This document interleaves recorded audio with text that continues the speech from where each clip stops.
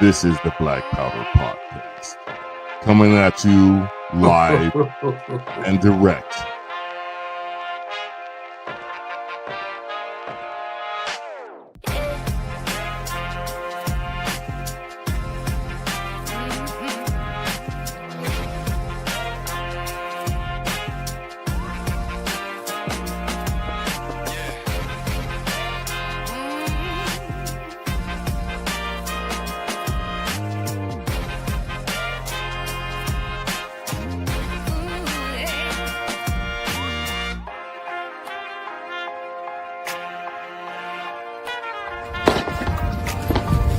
Your salty tears season my life. It's the Black Powder Podcast. Yes, and welcome to the Black Powder Podcast. This is a special episode because that was our first intro video that we've had. And I got to say, it was, honestly, I was aroused. A guy shooting at the beginning and a guy shooting at the end. I mean, it's hard not to see that and say it's about to be bricked up in here. And with that being said, this is the Black Powder Podcast, the only true libertarian podcast that has ever existed in America. I'm trying to go local now. That's what the Libertarian Party is trying to do, is go local. I used to say in the world, in the universe, but now we're just the only real libertarian podcast in America because we want to stay local. With that being said, also my guy Eric Parker, how you doing? Bold Liberty. Good. Yeah, holding it down here in North Carolina. I just got back from Florida for a week. Went back, saw family and friends, and hung out for a little bit. Got grounded once again, back to my roots for a little bit. So, but I'm back home now. So, that's why I'm wearing this garb tonight, because I know you just came back from the woods, and I wanted to show you that I truly support you. So I'm wearing my woods gear. Because it's almost deer season. I already said bow season, yeah. Backstage, but that's definitely cultural appropriation there, Marcus. All right. But we'll allow it because it looks good on you. I appreciate that. Tonight, our podcast is brought to you by the letters H and K and the number 40. So I want to thank everybody who supports the Second Amendment, blah, blah, blah. Eric, did you have anything that you wanted to shout out real quick? They never got back to me, but Stopbox USA, I believe in them. I got their products here in my house. Safety first, people. There's a discount code. Pause that. Go use it. Get 50% off. Should still be active. If not, oh well. Sorry. All right, so we have our first comment of the night, and it's from Cop Talk Live. And that kind of segues us into our guest and our topic tonight. Our guest is a former law enforcement officer from the great state of Illinois.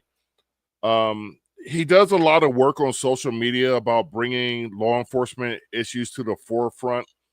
And I think that's very critical for libertarians to talk about as well while we're trying to build this local platform. You know, all of the candidates that we have on have always been pro-cop and, pro-public safety. But we also need to nuance that perspective.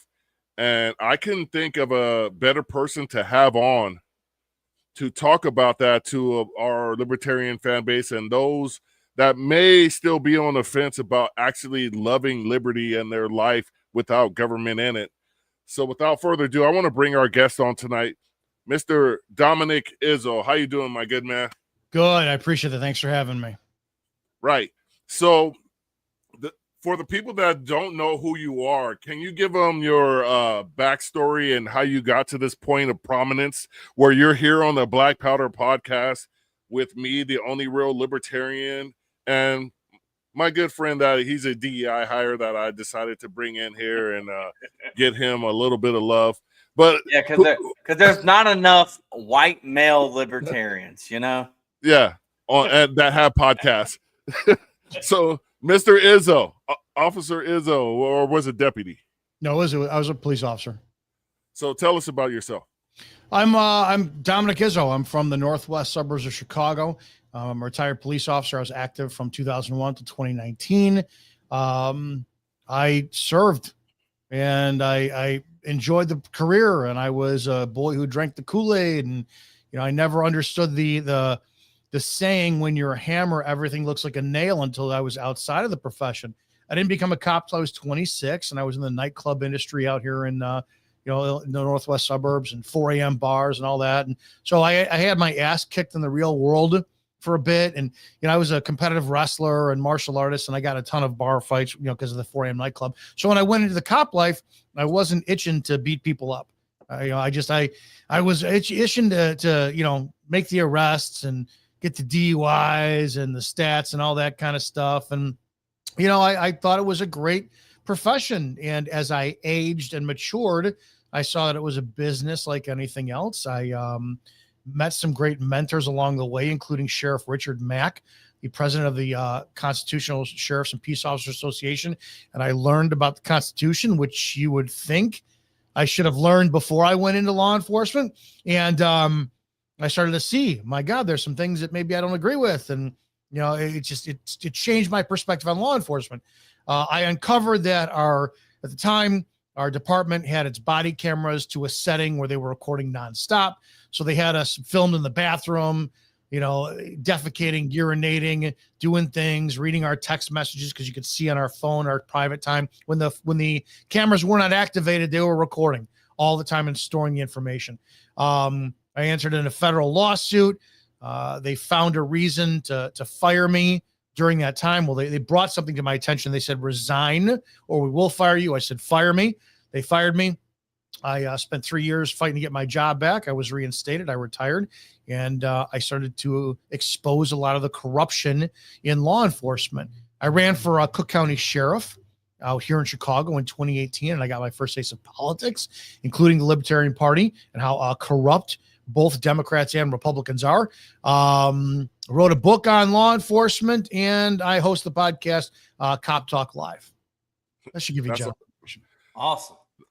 That's impressive. Yeah, go ahead, Eric. I know earlier we said we don't got any gotchas, but there's the elephant in the room. Go ahead. Can you talk about why they tried or chose to force you to resign or get they fired me. They fired me. It's as simple as that. Can you tell us what I was depth there? Yeah, absolutely. I loved my chief, and he was my father figure. And everyone warned me. It was the third department I went to. I'm an anomaly. From the first time, the Round Lake area in Illinois is where I worked. We got all the element that Milwaukee and Chicago chased out. It was a high crime area. You had a lot of people who had been there since the town was incepted, I believe, the 1960s or 50s. You had a very dense Hispanic population, and the black element that lived there was chased out of Chicago and Milwaukee. A lot of problems, a lot of criminal element, all that. And I spent my first several years with Round Lake Beach. I didn't think the profession was for me. I said, screw this. I started to see that this is really a political game, and I left. Then I came back and spent a year or two at the Round Lake Heights, and then I finally finished my career with Round Lake Park. So to go from 3 different departments is it's not heard of. I'm a problem child in law enforcement. I would challenge the chief of my first department. Hey, village trustee is doing this. Village trustee wants to get me in bed. What do I do? And blah, blah. I didn't like, and I've told my story several times on many different platforms, and it's out there documented. But my chief, when I went to my last department, I worshiped that man. And everyone warned me on the plan. I've talked about him a lot too, but he got me. He got me. He gave us free reign to do anything we wanted. And I never realized he gave us all the rope in the world to hang us with later on.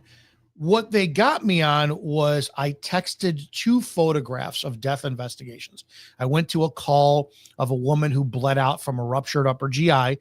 She bled all over the place. And I texted it to a friend of mine. This is what I'm working on today. Then another one, a couple months prior to that, was we found a guy dead of a heroin overdose in his closet. Everyone and their mother, when they hear this, says, you took pictures of dead people. How's your language on your podcast? Do Fuck it. free reign. Go ahead. Off. Everyone and their mother fuck off. I was taught by my first FTO, who became chief of police for my department, keep a disposable camera on you because your family will not believe the shit you see. My uncle was a Cabrini Green lieutenant firehouse for Chicago PD. He used to bring over photographs and audio cassette tapes of the shit that they saw. It was nothing out of the ordinary for me. He used to take photos all the time. So I sent text message photos. That was his gotcha. Had a falling out with a friend of mine. The friend brought the photos forward, and they said, ooh, you disseminated department property without express permission of the chief of police. Resign or we'll fire you. And I said, fuck you, fire me. I did nothing wrong. Took 3 years. They said I did nothing wrong. They reinstated me. So Gotcha. one of the major things about what you do, and you watch you speak on this a lot, is cop culture. Yes. And I wanted to segue into that part. And what do you mean by cop culture, and why is it such a relevant issue to you? Cop culture is what it is supposed to be and what it is. I thought that what it was, right? If I had known that law enforcement was like this, I would have stayed a career bartender. I would have been making a lot more money, better hours, a lot more free time. I thought I was moving into a noble profession. That was my assumption. I had the proverbial thought that, you know, I can make a difference in someone's life. You know, you don't. In my opinion, you really don't. I'm sure there's people who are positively affected for cops. It is what it is.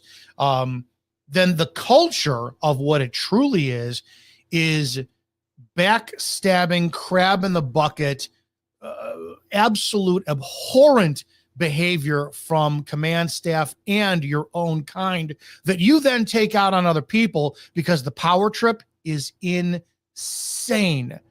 I'd like to change that culture to get to the point where we are public. And I say we, I will always attach. I'm not a cop anymore, but when it comes to the bad behavior, I'll attach myself to cops because I did the bad behavior. The good behavior, I can't take credit for. I want to see them do it. I just want to open up their eyes, do it. I want to see them become the profession of complete righteousness and integrity where they do. Yeah, we work for the people. And guess what? Yeah, they do sign our paycheck. And we do have to uphold our oath to the Constitution. And we do have to do X, Y, and Z. I'd like to see that happen. That's my concept for cop culture, what it is versus what I want it to be.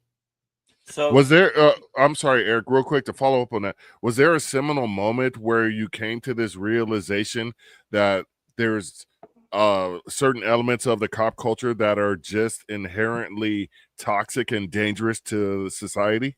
Several. When I saw that there's no blue brotherhood. And I mean, I just talked about this the other day. I was the union president for my department, and everyone wanted me to write a letter of no confidence in our chief. And I wrote it, and not one of them would sign it because they were all terrified of repercussions by the department head. So I submitted it. Then I was ousted. Several weeks later, one of the only female that we had on, who allegedly was sleeping with the deputy chief, wrote a letter of confidence in the chief, and all but 2 officers signed it. And all of them who signed it were the ones who asked me, would you pen a letter of no confidence? It was, you ever see Braveheart? Yes. You know that scene where he's fighting with one of the guys, he knocks off the horse, pulls off the helmet, and it's Robert LaBruce. Yeah. And you see, Wallace's face. He's in complete fucking disbelief, and he just lays there like, I'm done. That I can't tell you. It feels just like that. It's like, wow. And that happens to a lot of cops across America. So everyone always hears about the thin blue line. Was that different than what you're saying? There's no brotherhood is what you're talking about, but there's still people covering for others, or is that just them covering no such thing. Sorry, for themselves? I'm trying to share your content out because I think this podcast is awesome. So we need we need to give some big stuff on Instagram. So there is no thin blue brotherhood. The only reason that anyone would ever cover up for a cop is if they're involved. That's it. There's no other reason whatsoever on the planet. You can ask any police officer on the planet. They've got brothers and sisters in blue until they're the black sheep and something happens and they're disciplined. And you know what? It's like Homer Simpson in the bushes. and everybody disappears. They all disappear on you. It's unbelievable. So, I had another one for Tub because, you know, I live in the 4th largest economy in the world out here in sunny Southern California. You know, my father was a deacon, but I had a new one for Tub tonight, our other co-host who couldn't make it on. But my dad was for late 70s, early 80s, LAPD officer. And he worked with Stacy Coons. I don't, you know, a lot of people may know him from the infamous Rodney King tape, and a couple of other officers that were implicated were actually on film beating Rodney King. And my dad left the profession for a couple reasons. One of the main ones was when he would call for backup, not all of the officers would come back him up. And then he said he would have dreams about his wheel gun, the revolver falling out of the gun. But there's a lot of things that cops go through because he worked in South LA, right around USC. If you're familiar with the area, it's always had its issues. Blows me away. Those dreams are real, and you have them. Yeah. You're stressed, and it blows me away. I watched some guy. I watched a clip of a Joe Rogan podcast where somebody he had a guest on who was a cop, and the cop was advocating how high the suicide rates are in law enforcement and how bad. And I'll tell you this: no cop commits suicide over, and I'm generalizing, over what they see on the job. We've seen dead babies. I've done CPR to a dead infant that was like a piece of wood. It was so stiff, purple and cold. We've seen the dead kids, seen the shot people, the car accidents with heads exploded all over. You just go, okay, and you compartmentalize it. You commit suicide over what your brothers in blue do, the ostracization, the command staff. That's where the stress is. It's like when you take Rodney King for an example, I remember that. And you'll still see to this day, the hill cops will die on. Now, Rodney King in itself, the use of force. Now I'm going to say this and people go, just fucking listen before you lose your mind. The use of force was excessive, but necessary. And I'll explain why. The only reason that the use of force on Rodney King went so long was they struck him the wrong way. If they had known how to use their PR-24s and actually hit him how they were trained, it would have been major muscle groups, common peroneal. It would have caused an issue for him to comply. He probably would have had 1 or 2 strikes and that would have been it.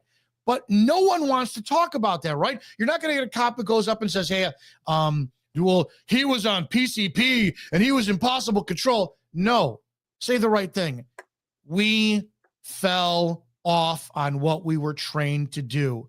We did not apply the proper training, and that's why this happened. That's if cops, there's the transparency you will not get. So it does suck. And it still happens to this day all the time. You'll see massive excessive force being used, and even people, the amount of cops who are shooting unarmed citizens and police chiefs going to the podium and saying, well, couldn't take him into custody. Subject wouldn't comply. It's like, are you fucking kidding me? Yeah. So we have a massive problem today. So I feel like this is the appropriate segue into a topic that most libertarians talk about, but and that's qualified immunity. Now, I've heard from law enforcement officers like what libertarians refer to as qualified immunity isn't actually what it is. I'm starting to hear that too again, and now I'm fuzzy on what the hell it is. 100%. You asked me what qualified immunity is, I'll give you a textbook definition, but then now it's like, wait a second. Is it really meeting the standard? Because I think maybe Utah got rid of it 5 years ago, but it could have been that state, but apparently Colorado. Okay. So it's made no difference whatsoever. Yeah. So now I'm at a loss, and I'm uncomfortable answering that question because I'm not. Can we get the textbook or how you see it or how you know it as a former law enforcement officer? What qualified immunity means? I want this verbatim because I don't have it memorized, and that's not fair. Like, and or do you have that? No, I mean I could Google it. I'm going to do that because I want to do that. Qualified. So AI overview, Qualified immunity is a legal doctrine that protects government officials, including police officers, from civil liability when performing discretionary functions, unless their actions violate clearly established constitutional rights. It acts as a defense against lawsuits for alleged misconduct, potentially shielding officials from accountability, even serious harm. So what we've been told is that qualified immunity is essentially someone tries to sue you in civil court for something you did as a peace officer or a police officer, and it hasn't been done before. It's never Adjudicated. Yeah, it's almost, and I worded it, it's almost like reverse double jeopardy, if that makes sense. Like, this exact situation has never happened before, so they're protected by qualified immunity. But if there's ever been a civil case where that's happened before and then it happens again to someone else, then they no longer qualify. They got their bases so fucking covered. Isn't it ridiculous? Yeah. I mean, it's civil. So, I mean, like, it's civil. Why isn't it criminal? Exactly. So qualified immunity almost doesn't matter because, okay, you're protecting the cop from civil action if it's ever been done before, but that means that they could be criminally prosecuted and they never are. Yeah. So it's even bigger than qualified immunity. I kind of want to get into that. Like, why is it so difficult to fire bad cops? How about that? Let's start there. Or convict a cop of a crime if it's an obvious infringement on someone's constitutional right, or, an obvious crime. There's two questions. I'll let you tackle them, and I come back to one if you forget it later. So yeah, it's lack of prosecution. It's as simple as that. I do think that if you had some enterprising young attorney general of a state who actually stepped up and superseded what the district attorney or state's attorney wanted to do, they would start pursuing criminal charges. I've never understood this. And to show you, I always tell people like how ignorant I used to be. I went to a use of force instructor class and 40-hour class. There's like 35 of us in the class. We've all been on the job for 10 plus years and all this kind of stuff. And the first words out of the instructor's mouth is he says, how many of you, show of hands, how many of you have ever said, shut your mouth or you're going to jail? All of us. Hands right here. It's the greatest fucking threat we've ever used. He goes, congratulations. If you ever put handcuffs on somebody after they said anything after that, you just violated their First Amendment right. And if convicted, you could spend 2 years mandatory in federal prison. Well, that happens every single fucking day. And it's on camera, right? You see it all the time. Nothing happens. So I am at a lack of understanding how our Constitution really matters. I target Grady Judd all the time. Grady Judd, who every single day will take the mugshot of someone his deputies arrested the day before and put it up online and espouse not just the facts of the case, but his opinion in a condescending, insultive manner to paint them in a negative light to the public. I don't know about you, but does that not taint the jury process if anyone is supposed to get a fair trial? Is that not a violation of their due process? No one cares. So, do you think any of these people he's putting their mugshot up, their attorneys are using that in court to help? I don't know. I don't know. If they're a good attorney, they would. I can say that for a fact. If they were a good attorney, because to Dominick's point, they're tainting the jury pool, and it's innocent until proved guilty, and that's not evidence that they're presenting. That is a angling of public opinion, and so you have prejudice there to where their case could actually get thrown out if that guy keeps yapping it. Because that sheriff is down in your state, isn't he, Eric? Well, my former state, yeah, he's Polk County, former state, Florida. Yeah. And I was gonna say, like Grady Judd, everyone in Florida calls him Grady Fudd because he was for red flag laws. He was against open carry, constitutional carry. Or, he said he tried the political speech, but he was against it. He's worried about the safety of his officers for constitutional carry, that sort of thing. But you know what I mean? Like, so the Second Amendment community gave him a hard time. Like, it doesn't believe in Constitution, obviously. You know what I mean? So No, yeah, he's the same man who says that marijuana is the gateway drug, because every single person he's ever interviewed who's tried a harder drug has tried marijuana. So my question was, did you ask them if they've ever had a beer too? Yeah. Because wouldn't that mean that alcohol is the gateway drug? Yeah. That's one of the most mind-boggling concepts to me, is marijuana being the gateway drug. When everybody knows the first thing you do is go to your dad's liquor cabinet with your friends when your parents are home and take a sip of his brandy or something to that effect, because you've seen everybody having a good time at the Christmas party or Thanksgiving or whatever, and they're pouring that out and having a grand time. And for little boys like me and my cousins, we were like, hey, that looks cool.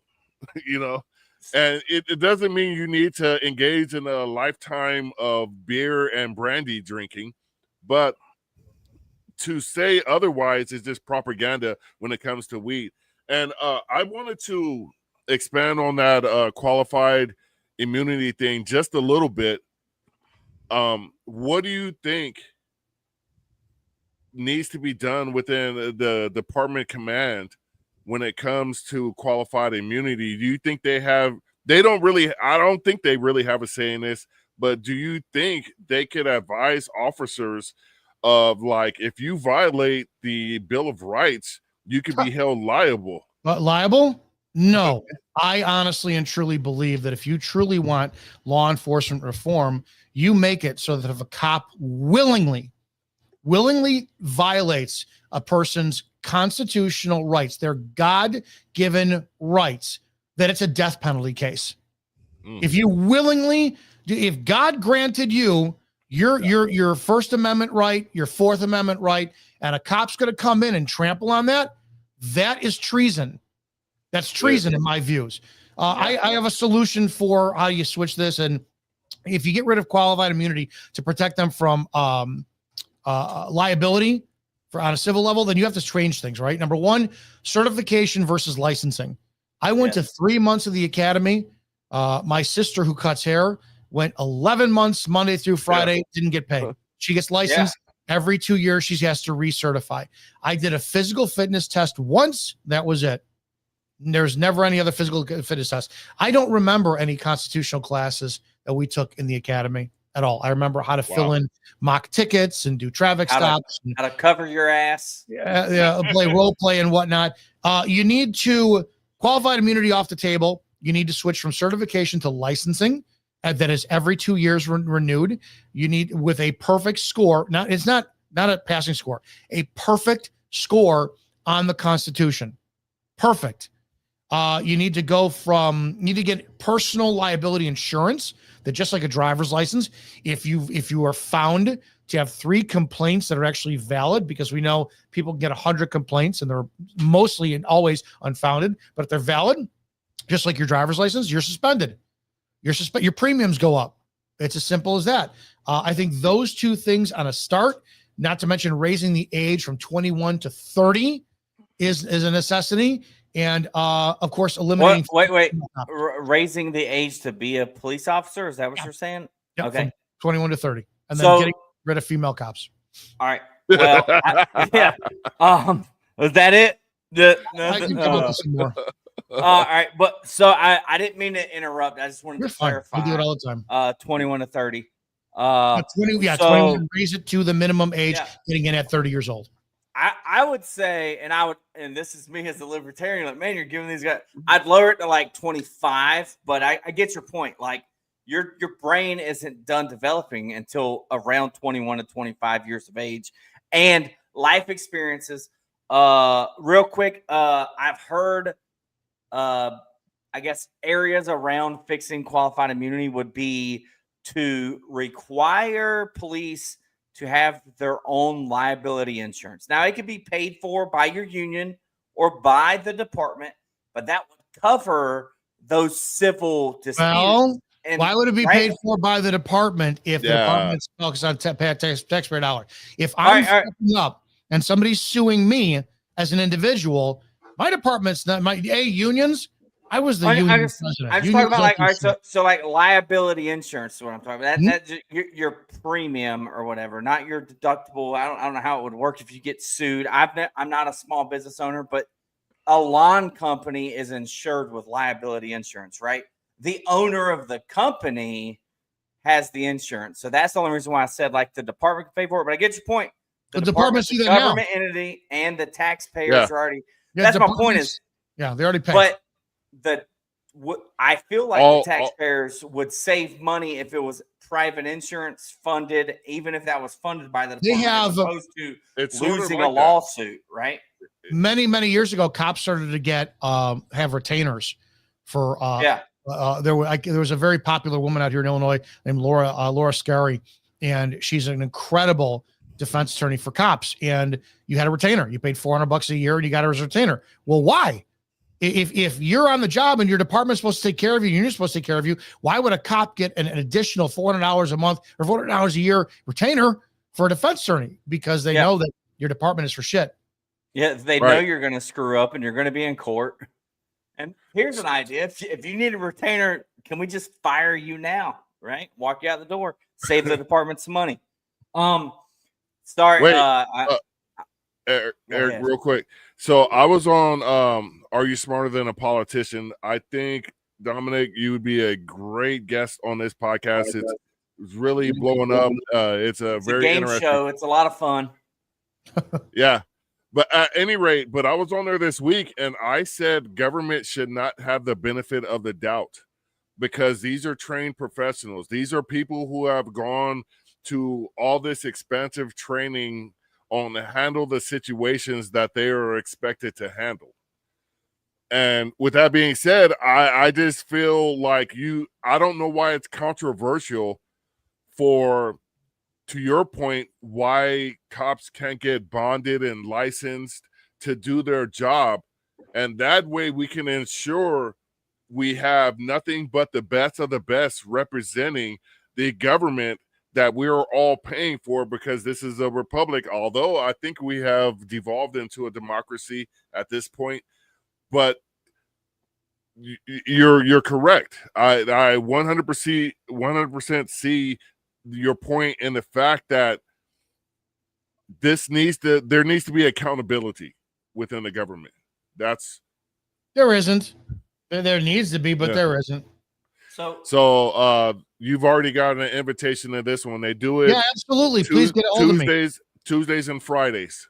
So you can get a hold of me 708-982-0974. 708-982-0974. Anything you need. If I don't hear his Eric. phone ring right now, Free don't have no. It's my phone's in the other room. I know. I'm giving Free a hard time. go ahead, Eric. No, full disclosure, I did 9 years in the Army Reserves, military police, deployed to Iraq, deployed to Guantanamo Bay. I knew after AIT I didn't want to be a cop. You know what I mean? My brother, we joined together, and he's gonna hate me if he sees this episode. But why you put my air in my dirty laundry? But I joined and we went MP because he thought he wanted to be a cop. After AIT, he's like, man, I don't know if I want to be a cop. I was like, well, we are about to be cops for at least 6 years in the reserves. But I did 2 weeks of garrison in Italy on AT. Other than that, it was combat support or detaining operations. I never actually did very much garrison police work. My brother eventually did get a job with JSO, Jacksonville Sheriff's Office. He was valedictorian of his police academy class. He's a very smart guy, great officer. They gave him a bunch of promises that he could pick his precinct or district, whatever. I don't know what it's called there, and that he'd get a new vehicle. Instead, he got an old vehicle that smelled like throw up, and he was stuck.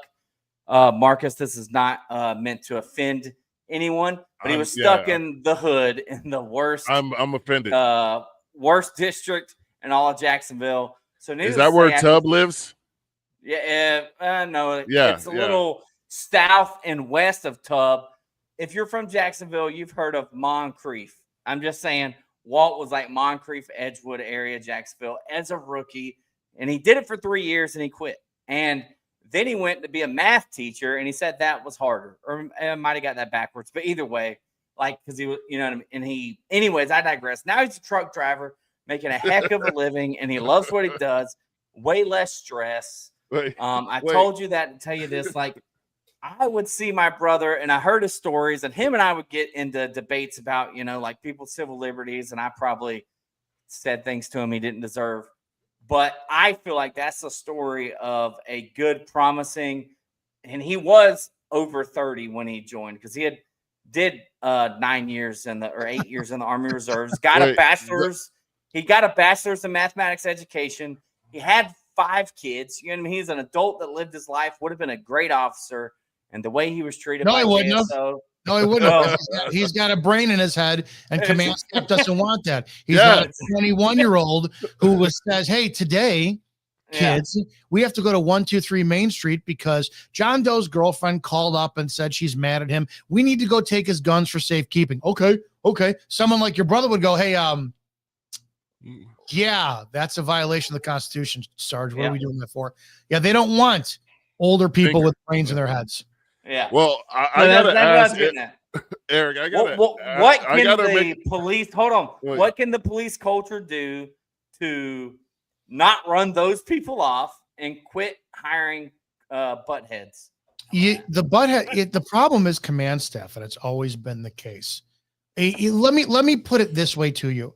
Now, neither one of you ever been cops, right? No, I have not. You were military? Place.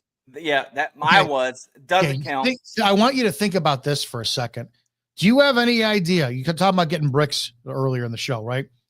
You're a military. You served our country. You've done more than I ever fucking will. It's my only regret in life was never joining the Marines, right? Yeah, but people are like, oh, you served. No, I didn't. Being a cop is not serving in that capacity. So you serve. You give up minimum 4 years of your life to keep me free so I could say whatever the fuck I want. Simple as that. I pull you over. You don't think that there's going to be a part of me that instead of, oh my God, thank you for your service, I'm going to show you how big my dick is because now you're a civilian and I'm the one with the badge and gun, motherfucker. Now you've got something like that, right? Imagine being the men and women with the gold badges who have that authority over the ones with the authority over the civilians. It's an addiction on a level you can't comprehend because you get the family life, right? Your wife doesn't give a shit if you're lieutenant at work, commander at work, chief at work. Your wife and your bitch nagging kids are going to drive you nuts. So when you go to work, who are you taking it out on? Yeah. Your subordinates. Yeah. And who are they going to take it out on? The shitheads on the street, right? Because for the most part, 90% of the agencies in the United States are single person cars. You work in the Midwest, 2:00 in the morning, middle of winter, nothing to do. And your boss goes, don't forget your foot patrol today. What? It's minus 30 outside. What are you talking about? Because his little cunt wife took his shit out on her. And now when you speed through my area, I'm taking my shit out on you. To go back to your original question, to change the culture, it has to be of integrity. But something happens. It happens all the time. Every sergeant I've ever worked for who at one time I worked on the street with changed. We had beloved shift commanders who they were maybe a couple of years older than you on the job. You got 4 years on, you just started. And after a year or two working with them, they were the great, you'd go through hell with them. They disappear for 3-6 months, come back from the FBI staff and command school. They're different people.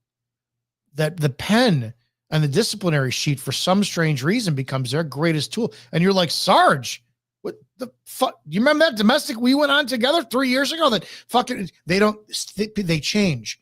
You get that gold badge and it's liability, policy. How can I screw over the police officer? I truly think this. I got a lot of people who love to shit on cops who, well, you didn't do 20 years. You're not a real cop. If you took a census of every single cop within the last 20 years and found out how many made it to 20, it would be far lower than the ones who did 5 years and left, 10 years and left, this and that. The 20-year marker is not attained as most of my people think.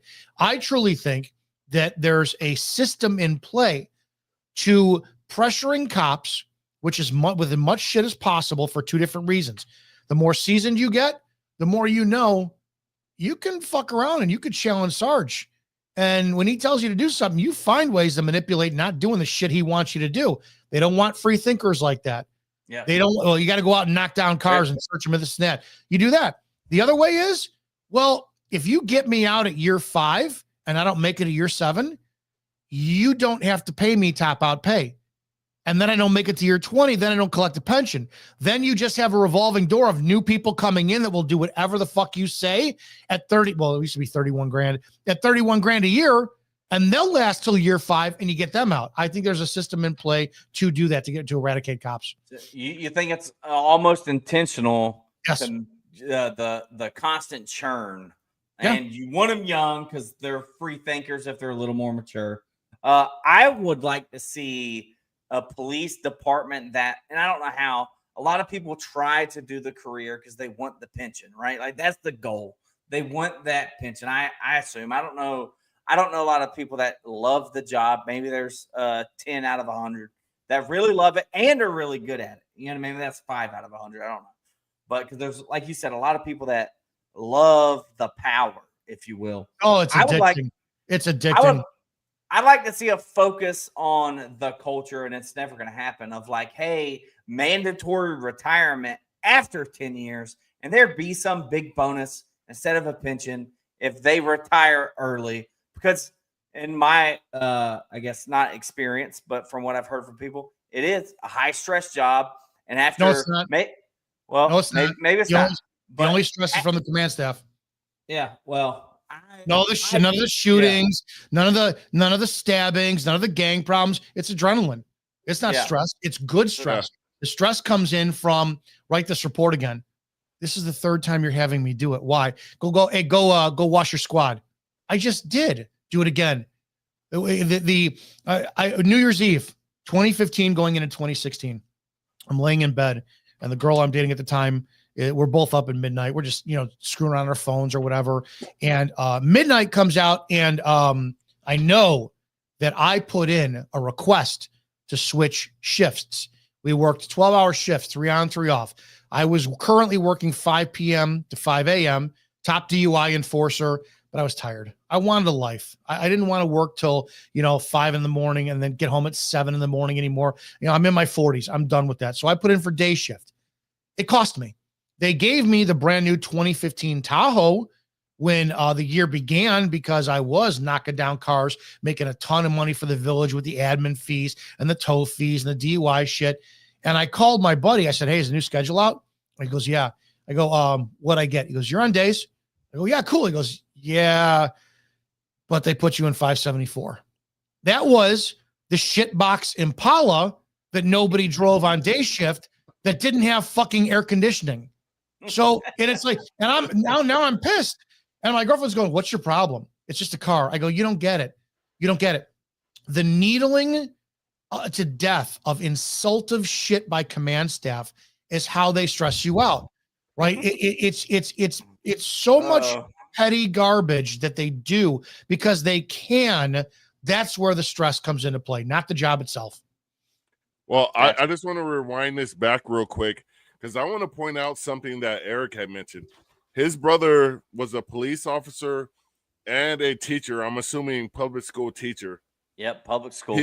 He went away from both of those professions and chose probably one of the loneliest professions that you could ever do in truck driving, because you're not really working with anybody while you're driving your truck, and you're dealing with where to dock and unload and where to load.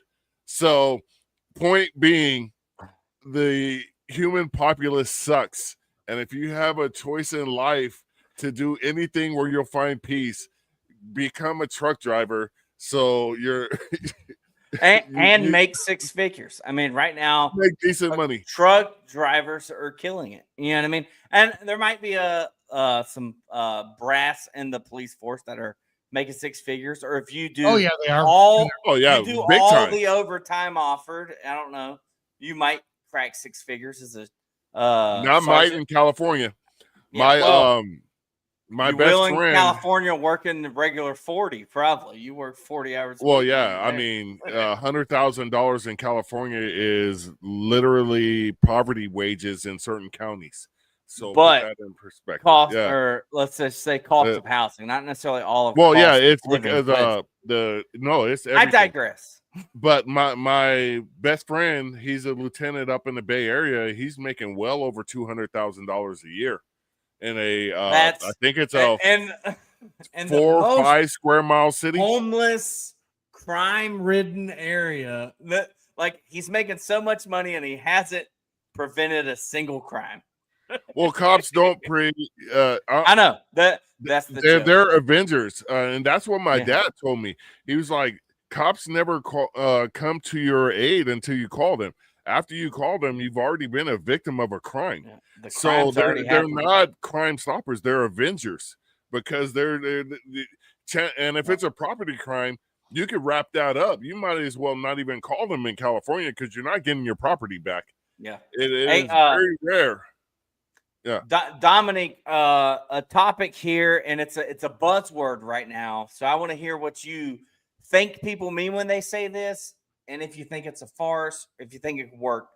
Community policing. When you hear that, what do you think? And in your mind, how could we make it work, or an idea to make it work?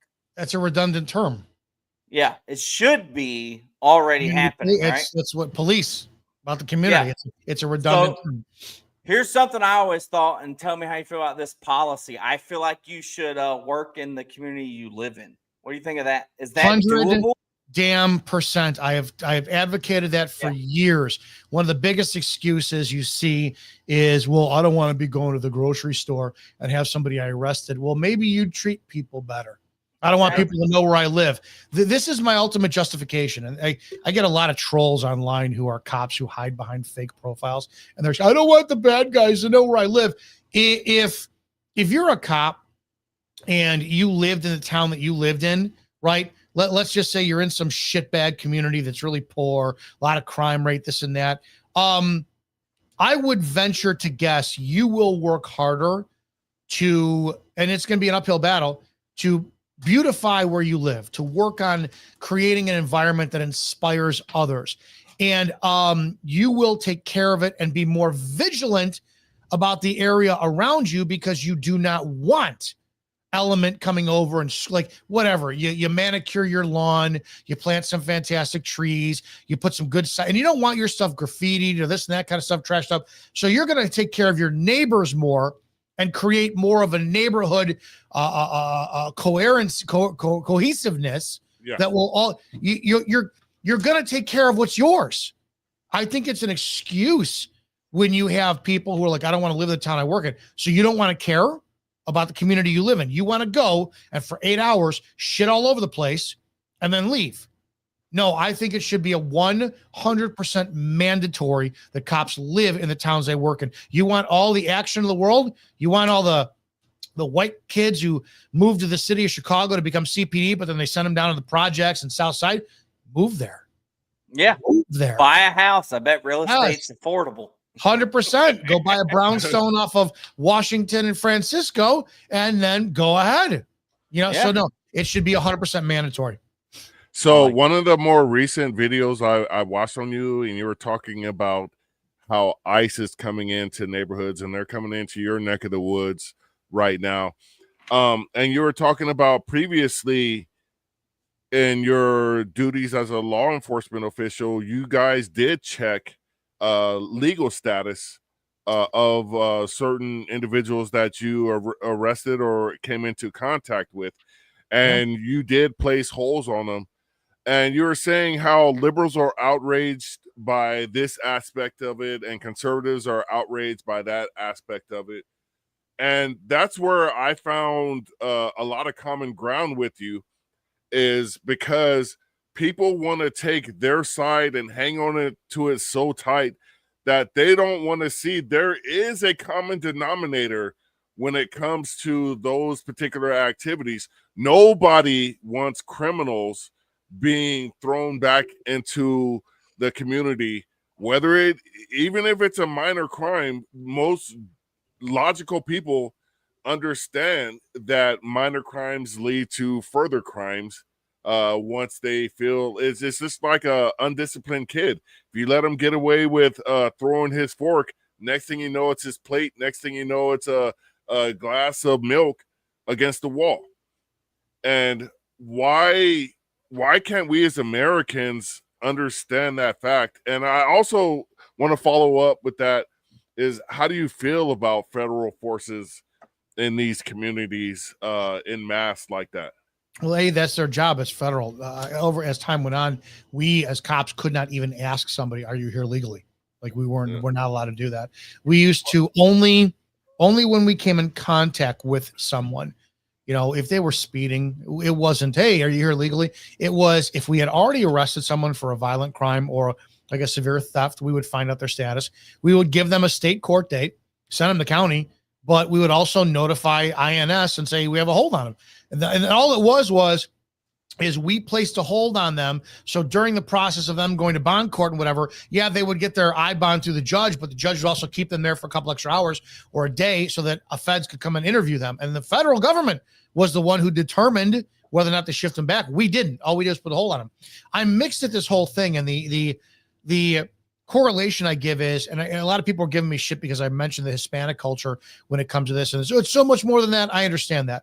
My dealings was with the Hispanic culture. And the problem is two things can be true at the same time. Number one, I love the Hispanic community. Fucking love them. They were the best people ever to work with. Mom and dad, who are usually here illegally, they didn't make a peep. You want to talk about like people, I would never live next door to Mexicans. You're dumb, dude. They're the ones who keep their houses the most clean and well manicured. You want to talk about mason work? It's incredible. They don't ever cause a problem that I've seen when they're in like white neighborhoods because they don't want the police called. When they're with themselves, then community kicks in. Anytime we went to calls of a noise complaint, they always immediately complied. You know, throw the Fiesta down, turn it down a couple notches in the backyard, but they bring us out a plate of food. They were awesome.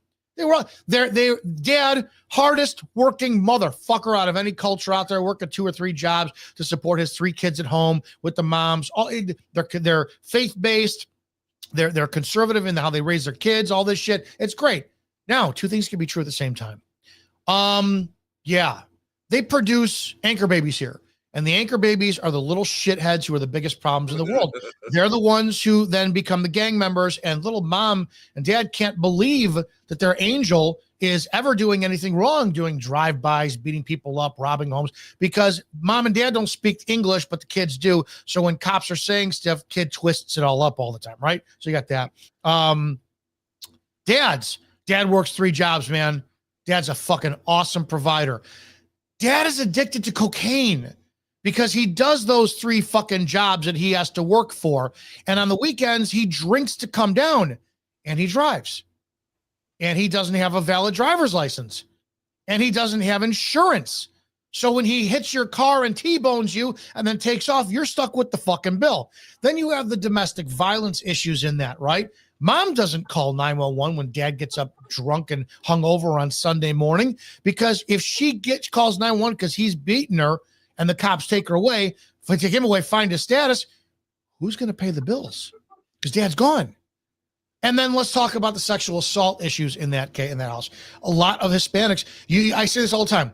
You give a Hispanic man a screwdriver and a roll of duct tape, he'll fix anything.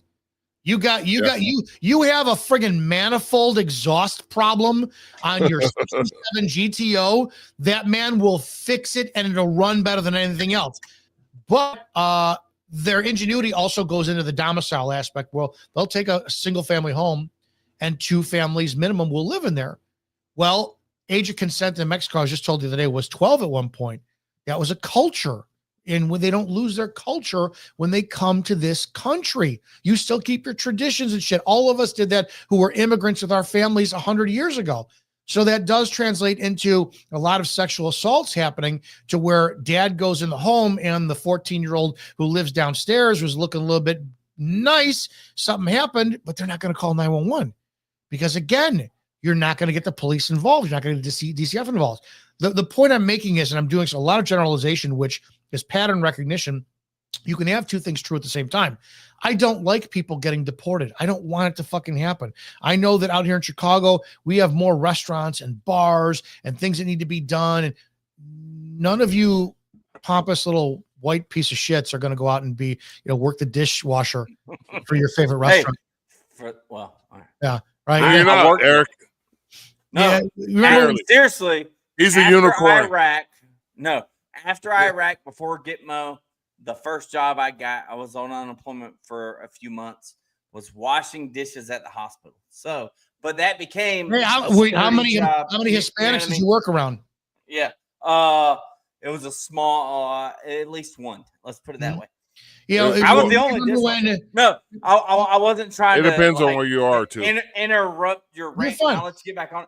I was going to say, like, up until the sexual assaults and around the gangbanger stuff, it almost sounded like you was describing my family. I'm just saying, like, I appreciate you know what I mean? You get talking about like I get you're not generalizing one subset. I get the point you're making here is like they won't go to law enforcement when there is a problem, or even like if you put someone in a mental health facility for addiction, that's probably documented too. You know what I mean? Sure. Like now, my I don't know Spanish. Marcus does a Spanish word for grandfather. Abuelo. Yeah. Now my abuelo is addicted to cocaine because he's got to work 3 jobs. You know what I mean? To cover for his kids and their kids. It's culture. You know what I mean? They don't witness it that way. It's just part they're of not going to go say, "Hey, you need to go to Narcotics Anonymous." I'm gonna beat the shit out of you for fingering dad because now dad's gonna lose his $600 a week cash. Yeah. Well, can I say this about the American experience? Yes. As far as immigrant groups, every single immigrant group that came here, their children joined gangs. And you could look that shit up because it is a natural occurrence when a certain group of people come to America, they are treated differently within their first, second, and third generations. And within that second generation, they get that American spirit where they're like, fuck you, you're not going to push us around. I'm here too. And I'm an American too. And then that's how gangs form. It has happened throughout history, going all the way back to the 1600s, that groups will come together and create protective units for their particular neighborhoods. And who's the ones who determined that was a bad thing? Your government. The government. Get money out of it. So exactly. I sat there. I'm Italian, and for a very long time, I have a problem. I have a love-hate relationship with the Cosa Nostra, the mafia. I never went that route. I had a great uncle who was connected, and the story is that my uncle got rejected. He couldn't get in. He was all pissed off all his life. And I've had friends who, we talk about it, and their fathers and that kind of shit. We got the stories of my mother and father growing up, and I don't like it. I'm like, that is not my life. Fuck those people. How do you extort your own people for protection? This and that kind of shit.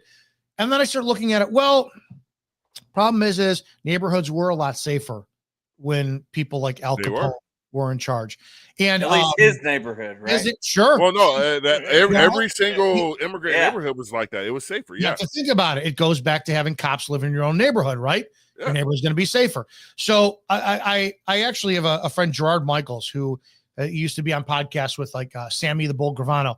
And he said, I was like, man, I used to have a problem giving people like Sammy the Bull and Michael Francesi microphones and letting them talk. And, how are we celebrating these fucking criminals and this and that? And Gerard brought up a point to me because he would go, what's your problem? And I said, he's in a gang, this and that. He goes, well, yeah, well, Sammy would say that you were in a gang too. You just wore a uniform and had a badge. And I went, fuck. Yeah. I can't argue with that at all. So the gang activity, which is we shine the light on drugs and guns and all this. Well, if you strip it down to a conservative libertarian point of view, I don't care what you consume on your personal time. what you put in your veins or up your nose. That's your personal business. And as far as I'm concerned, every single American on this country should own a firearm and embrace the Second Amendment. And I believe that all gun laws are illegal. All gun laws. So if we leverage what politicians love to do on gangs and say, well, it's guns and drugs, okay, that's their business. And they're only targeting one another. So what's the fucking problem? It's because the government has told you that gangs are bad. This guy needs to run as a libertarian. I understand you ran. Libertarian Party doesn't like me out here. Well, we need to talk to some people because, that's the problem with libertarians. There's they're a all lot of people. gatekeepers. Yeah, Yes. there's a lot I of met those. them when I ran for sheriff in 2018, and they were no candidate was libertarian or conservative, and they talked down to me like I was a piece of shit. I'm like, I want nothing to do with your party. Yeah, I hope that has changed because you're the type of person with the platform that the Libertarian Party needs, that we need to elevate this, because what you're a diversion from what we've been doing the last few months. Last few months we've been having local candidates that are running for city council, county, and school boards and things of that nature. But I was like continuously watching your stuff, and I was like, we need to talk about liberty, because what you talk about is liberty and what this country is supposed to be, because the government should be like a small child in any Black Italian. I don't know about Eric, but they should be seen and not heard. They're I don't know, brosters and stuff like that. But government doesn't need to be in our personal lives at any point. They shouldn't be at your kitchen table. They're not supposed to be in your doctor's office. They're not supposed to be at your job in the private sector. They're not supposed to be anywhere in your life other than facilitating what you have given them the power to do. Yeah, and they sure shit don't do that, and we keep No, electing. they don't. That's our fault. That's our fault as we the people. It is, because the biggest thing, and any one of your audience members, they need to ask themselves this, because I'm guilty of it. I'm guilty of it, right? Everybody wants to bitch about the national stage, Trump, Biden, and anybody else, right? And I keep saying, it's like, hey, when's the last time you went to your village hall meeting? Yeah, because I know I don't. Yep. That's where it starts, and that's what the Black Powder podcast. That's how we've been moving recently, because that's where it needs to start. It all needs to start local. I want to get to this comment because this is some funny shit right here. Ask 5 libertarians one question, and you'll get 12 answers, and that's true. Yeah, and that's where I've always said we need to get rid of these caucuses, rally around the simple prospect of liberty, and understand that every single American wants the same thing. We want to be able to have a roof over our heads, food in our stomach, and be able to take care of our family. Now, there's always outliers to that shit, but the vast majority of the American people want the same thing. And if we could coalesce around that simple fact, I think we'd be in a lot better place. More public executions for politicians who violate their position of office. Tar and feathering. No, tar and feathering executions. Well, that's what you might. Which don't. Anyways, I digress. Yes. So Eric wants to say some shit to get his FBI keeper erect, get him on brick. Well, I'm just saying.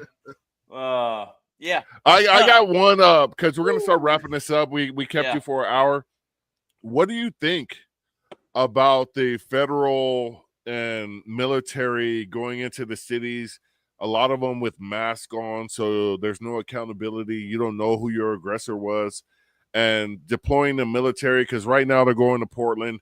They came here to the LA area, and LA, I like to point this out. Los Angeles is 500 square miles. When those riots or whatever you want to call them happened, it was within a 4-block area that probably wasn't 2 square miles.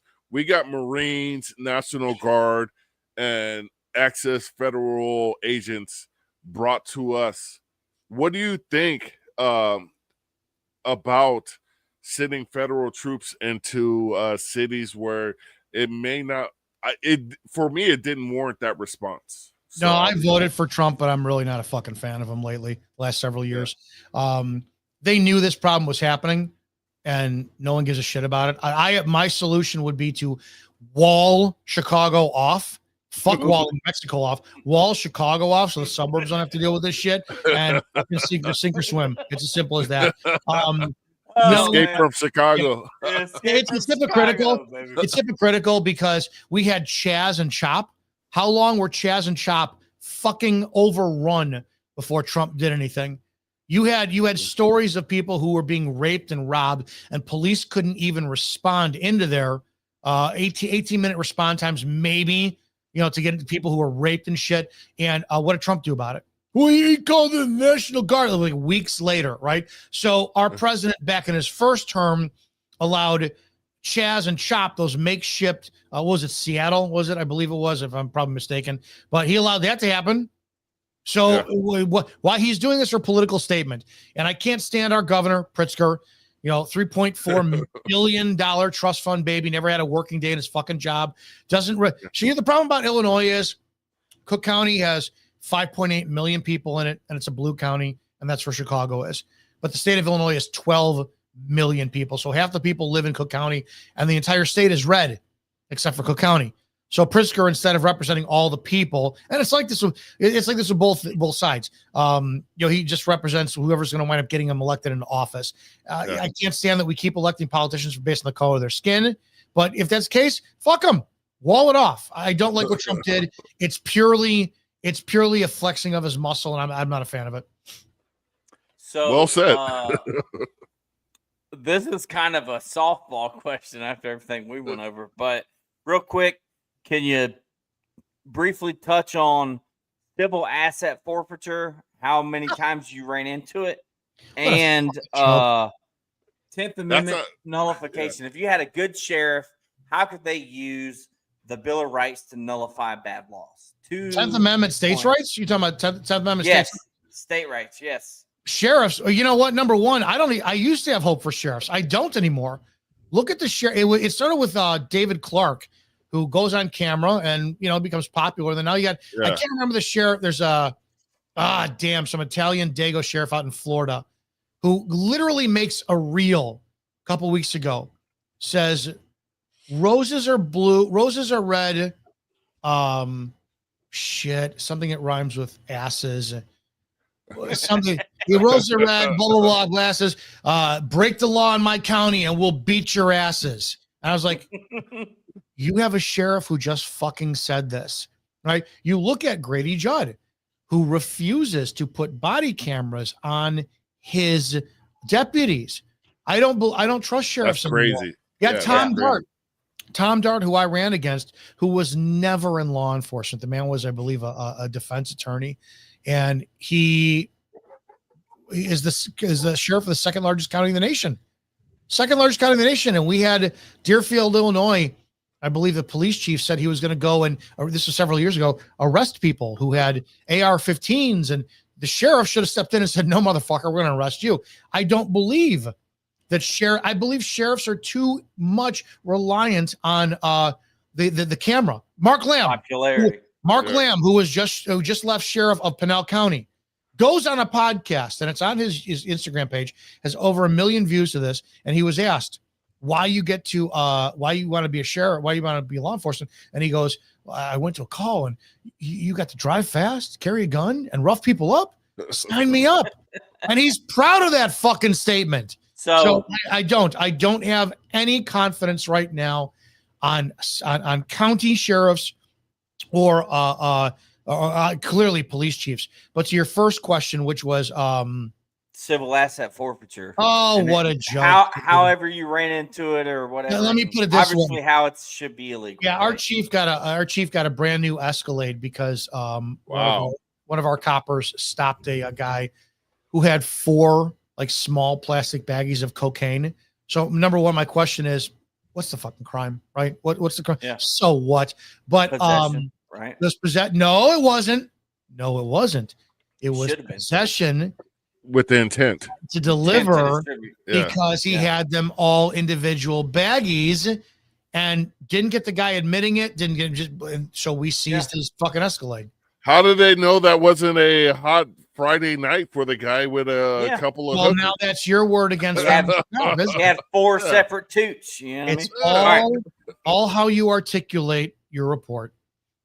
So That is all right. absolutely ridiculous. Yeah.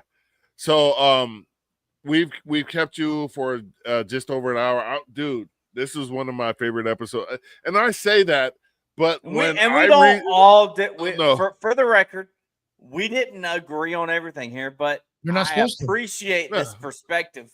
I enjoyed What it. did It we was a disagree lot on? of fun. What did Well, we I I'm mean, not like, sure. I don't know. We'll figure that out later. You just said. What is there anything I said that all is right. anything I said that while I said it, you went, nah, man, you're full of shit.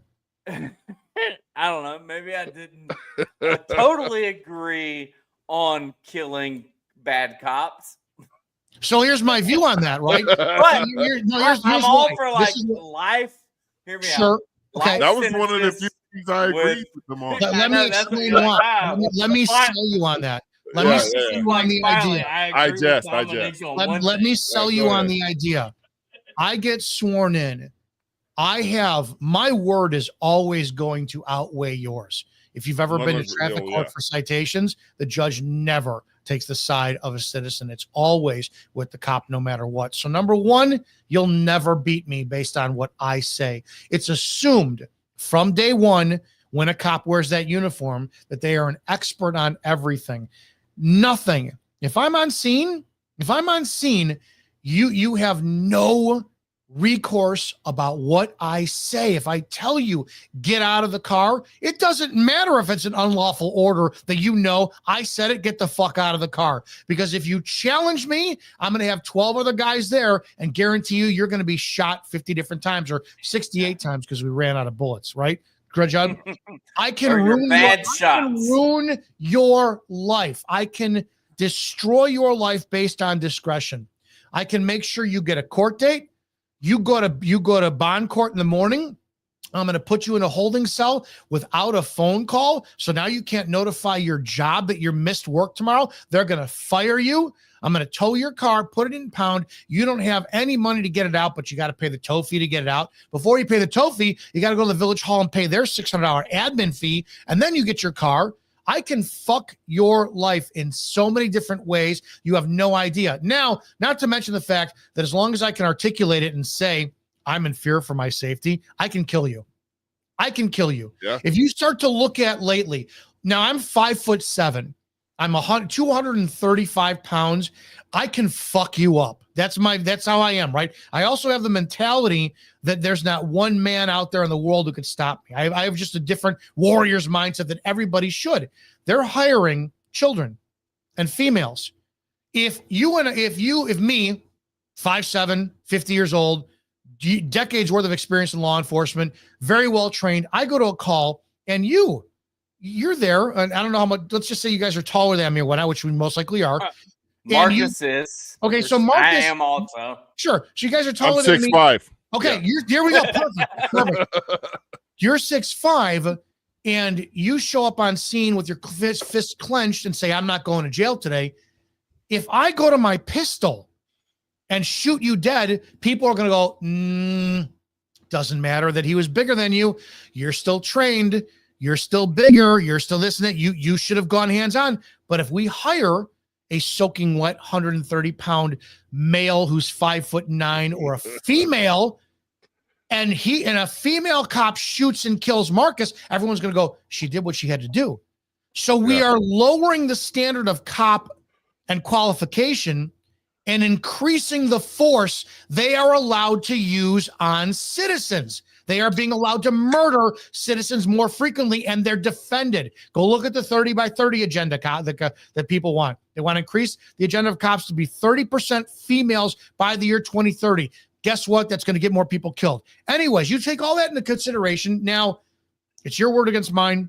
I'm allowed to use more force than yours. If you and I are fighting and you're winning, you're going to die because more cops are going to show up and they're going to wind up aerating you.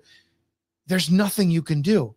If all that, and I know I can fuck your life over, and I still choose to violate your constitutional rights, and I get a paycheck, I get more money than most people make, I get to live where I want to live, and that badge means I can speed wherever I want to. I don't have to drive with a seatbelt on. I could break the law. I could do all that.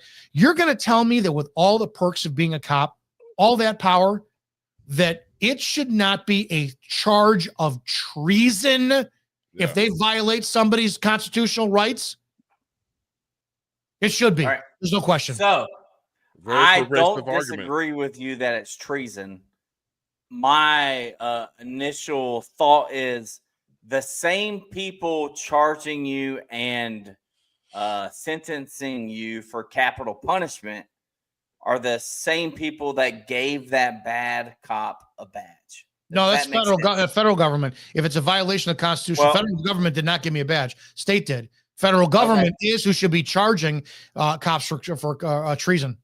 Well, no offense, but I don't trust my federal government. No, neither do I. And I trust my local fucked us all police over. force. Well, That's the argument I'm giving you. Is like, do we trust the people in charge? There has to be. You know what I mean? Yeah, there has to be a threat of consequence. So I'm all for the charge of treason, and I know under the military that is punishable by death. But I assume federal government falls under that also. Treason, capital charge. I'm all for like life sentence of hard physical labor. Why should I pay somebody to go to sleep? So I'm going to pay you when you're a cop, and I'm going to pay you in prison? No. We're not paying you anything. But you're going to be a coal miner for 16 hours a day. Taxpayers pay for prisons. No, then I got to pay for health care.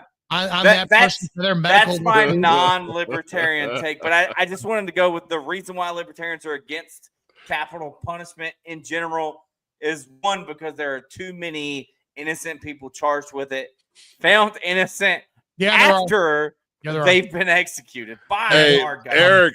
Eric, the only flaw in your argument there is you're assuming government are humans, and most people, we know they're lizard people, but I digress. Yeah. Anyways, Dominic. For the record, you just argued the best argument for capital punishment I've ever heard. That's why we need him on the libertarian cause, because we have some people to win over. Yeah, like I don't know, maybe for the record, like I'm all we're for Big Tent. The death. I'm all for the death. All right, I say all for this. I'm gonna get dissected with this later. The death penalty against especially pedophiles. That there's a heck of a lot of evidence, including DNA evidence. Murderers, DNA. But with AI and all that stuff, like what video? Obviously, they can dissect figure that stuff out. I'm just saying. I mean, that's a whole nother segment. But we'll talk about that later. Yeah, I am for the death penalty too, with overwhelming, because here in SoCal we had the Night Stalker, and they had him dead to rights, and that's what he was, a serial killer, scared the ever living crap out of me, because we had a 2-story house. I was the only person sleeping downstairs. I had a buck knife under my pillow. I was like 8-9 years old, between 8 and 10 years old, when this guy was going around killing people all over Southern California. And when they knew who it was him, they had him dead to rights. The cops showed up because the community was beating the ever-living crap out of him. He did get the death penalty, but he died of a heart attack or something. So isn't it amazing? Like I went through John Wayne Gacy. It took them 15 years in the death. It's like, what's the fucking point? Yeah. I mean, if you got him dead if to you're rights, gonna do it, like do it like Russia. Next weekend. Convicted, bullet in the back of the head. Well, I firmly believe in the process, because there's people who have been found statutorily innocent of a crime. There's a lot. There's a lot of false confessions. Mentally ill people. You kidding me? That's why. You ever want to make yourself sick? You ever make yourself want to sick? Lake County, Illinois, the county I worked in, is the #1 county in the nation for false confessions. We have police out. I talk all the time about a woman named Melissa Kaluzinski. who has served 12 years of a 31-year prison sentence for killing a toddler that medical evidence proved she didn't fucking do it because she had a verbal IQ of 70 and 2 cops, my chief was one of them, kept her in a room for 9 hours with no bathroom break, no phone call, and she finally confessed after denying 72 times that she didn't do it. But they said, oh, you want to get out of here? Okay, what else do you want to hear?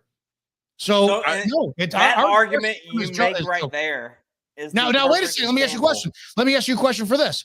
Cops and death penalty. It's a legitimate case. You can find it all over. Melissa Kalinzinski. There's been 3 48-hour specials done on her. So my chief, now he's got to be 65 years old right now. He retired. He was part of an investigation. The interrogations are on YouTube, Melissa Kalinzinski, where he kept her in a holding room. Tim and another interviewer, 2 grown men, they cornered her. They badgered her for 9 hours after she denied 72 times she had nothing to do with the toddler's death. Finally, she told them, she literally said, I'm just trying to make this sound like what you guys need. She confessed to throwing the kid down. She went to jail. She got served 31 years. Medical evidence has vindicated her. Now the state, Kathleen Zellner, who's Stephen Avery's lawyer, is her lawyer. She's taken this all the way up to the U.S. Supreme Court. There is literal fucking evidentiary x-ray proof that the kid died of a pre-existing condition. The courts don't care. The courts don't care. So my question is, if they knew, which they did, that this woman didn't do this, and now this family suffers now 12 years, and maybe they got to know another X amount of years for 31 years, should my ex-chief and that other cop and every fucking judge and prosecutor involved, should they be prosecuted for treason for violating somebody's civil rights, especially since it's been proven someone in the state's attorney's office manipulated evidence that would have exonerated her? Should those people be criminally prosecuted, and should they be executed if found guilty? I agree with the prosecution. The judge should be the first one. Now, but they willingly, if someone willingly knew your mother, your sister, your daughter, and they sent her to prison for 31 years, knowing it, where they said, fuck, well, we got a confession. That's all we need. And they knew it. You wouldn't be pissed enough to want to drive your fist right down their fucking throat. How about this? But I'm all, and y'all could disagree with me if you want, but 31 years to a 65-year-old, that sounds reasonable to me, right? If he gets out, he's getting out at 90 something. And then hopefully, you know what I mean? Like, that's what I'm saying. I'm faith-based. I follow Christ. I believe in the 10 Commandments, and it's thou shalt not murder. Thou shalt not kill, right? Well, murder is passionate or whatnot, all shit. Killing is eradicating from someone from this planet who impeded on the freedom and God-given rights of someone else. They don't belong here. So we need we're trusting the people that we didn't trust in the first place to get it right the second time. You know what I mean? They messed it up the first time. Let's hope they get it right the second time, right? If we could talk to mandatory minimums real quick, the mandatory minimum on a judge or a prosecutor effecting a case like that should be the time served by that person. That's the mandatory minimum. If it's a truly malicious crime against your natural born rights, with malice and intent, that should be a death penalty case, because that's the only way we stop this in the era where people can say, I acted in good faith. So I think that's kind of where Dominick is going. And Eric, I understand your hesitance. No, like, I don't disagree with his perspective. I'm glad you have it. I have a different point of view. Sure. I just don't trust the government to get it right the second time either. I don't mean to be an ass. I'm probably older. No, we're not getting that. I'm older than both of you guys, most likely, and fucking, I've been so black-pilled, it's ridiculous. I don't know. Marcus is older than he looks, but yeah, my birthday was Tuesday. I turned 53. Oh yeah, you got me by 3 years. I turned 50. And congratulations on the 5 I'm not trying to flex, but I'm 5'11". I'm not short, but compared to Marcus, I'm short. So Yeah, I was 5'11" when I was like 14, 15 years old. So I I just want to also put that out was. to I Eric to quit put it. growing there. I tried cigarettes at 13, never got any taller. You know Yeah, what I mean? there's your point. You probably had some Exactly. Tylenol too. Exactly. I definitely did. Oh, I'm a we all libertarian. So I lived through anyways, that time. I lived through that Tylenol scare when we had the that was back in the 80s. Oh, Oh my yeah. god. So Eric doesn't understand why there's safety seals on all medicines Yeah, nowadays. it was early 80s. I just remember it my tasted mom- like candy. Hey, Right? Gen X No, it lived was, through it was the Sweet worst Poison stuff. them. There's a documentary. There's a documentary on Netflix about it for the Tylenol thing, and that actually happened in my area when I was a kid. Yeah. And it was scary for everybody. They were just sweeping all the Tylenol Yeah. off the shelf. But Gen X, we had homemade bike ramps and poisonous Tylenol. Yeah, we So did. we're Drank up from the with- hose. Yeah, drank from the hose. Carcinogens actually boosted our immunity. Mothballs Oh my God. everywhere. Grew up with my mother smoking in the car with the windows up. Yeah. Every all our grandparents' house smelled like mothballs. Like that's probably normal. Mothballs and smoke. Everybody smoked back then. And you know, you right. just dealt with it. But Dominic, can you tell the people how they could keep up with you and follow your content? Because Sure. I think it's Depending critical. upon, I appreciate that. Thanks for having me again. My name is Dominick Izzo. You can go to coptalklive.org, coptalklive.org. On Twitter, it's Cop Talk Live, or X, whatever it is.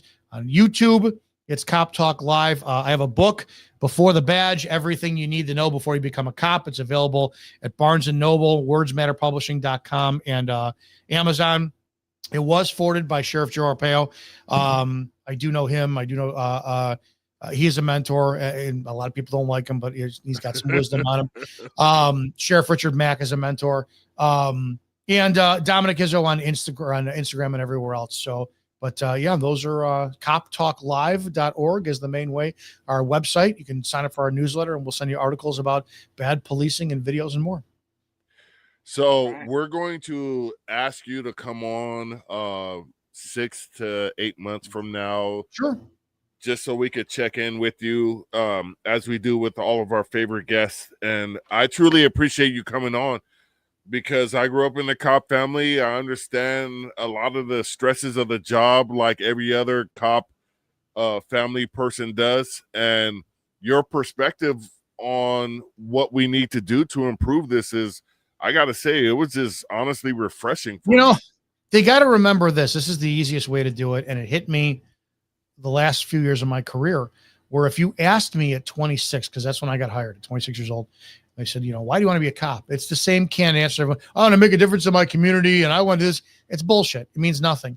Later on, when I hit 40, I was like, holy shit, this job. Now, I worked in a poor town, and I was making more money than the average resident there. And I drive a nice car, and I buy whatever I want, this, that kind of stuff. I have a privilege. And I started to think about, it was actually a moment where I was rolling my eyes. Went to some call where a woman is, complaining about her neighbor walking through X, Y, and Z. And I'm like, this is such a fucking waste of my time. Right. I got my notepad out, got my pen out, but then it hit me. I don't know where the hell it hit me from. I went, this is your job. This is important to her. And if you're making X amount of thousands of dollars a year, you got a nice place. She's got a piece of shit house, but just the side of her house, just that side of it has a patch of flowers that's important to her. Who the fuck are you to find out? Who are you to say what's important to her or not? So it made me realize that every single day, that job could be a 911 hang up where it's just a kid messing with the phone, could be a shots fired call, car accident with injuries, a theft. It was my job to show up, bringing my A game to every single fucking call, which meant it didn't matter if it was petty to me. If it's important to you, you're a grown adult. You cannot fix your own problems. You're resorted to calling the police, swallowing your pride, asking for help. Why the fuck was I not more proud about what I did? And it made me realize being a street cop is the most important job on the planet for self-development, because you have to raise yourself to the highest standard of human being on the planet to give every stranger in your town the same care you would give a member of your family. If cops thought like that, things would change. It's fucking Yeah. beautiful. Eric, you have anything? Yeah, no, this was great. No offense, a lot more fun than I expected talking to a cop. I appreciate you. Eric moved to North Carolina so he could be an outlaw because that's where moonshining and NASCAR started.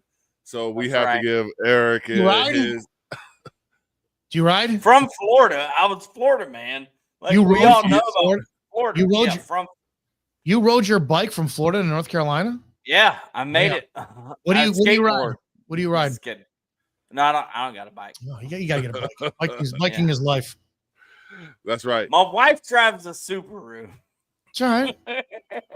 Okay, well, that's a whole nother episode here, and we Yeah. are libertarians, so we accept everybody's lifestyle choices. Exactly. Yes, Get my point. 100%. That was a So- joke. It was serious. Yeah, I but got it's you, bro. genuine. All right. So this has been the Black Powder Podcast. We want to once again truly thank our guest, Dominick Izzo. One more time with that contact information, Dominick. It's coptalklive.org, coptalklive.org.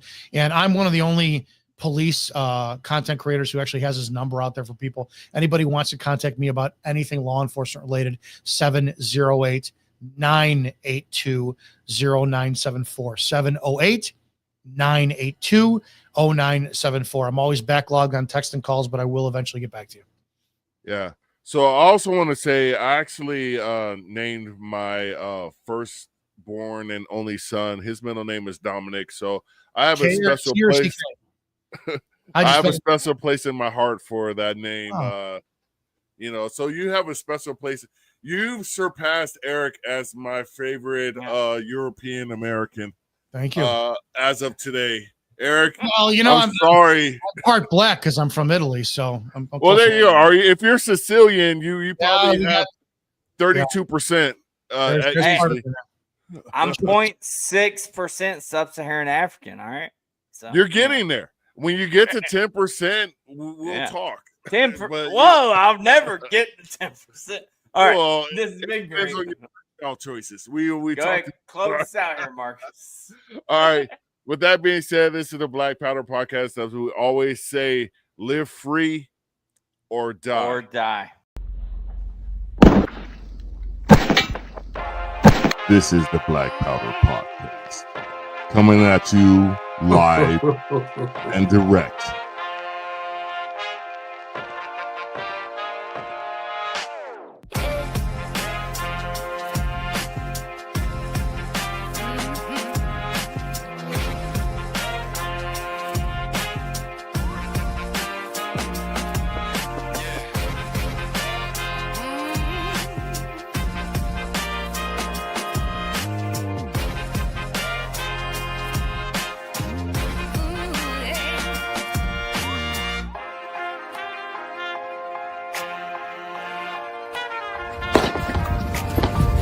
Your salty tears season my life. It's the Black Powder Podcast.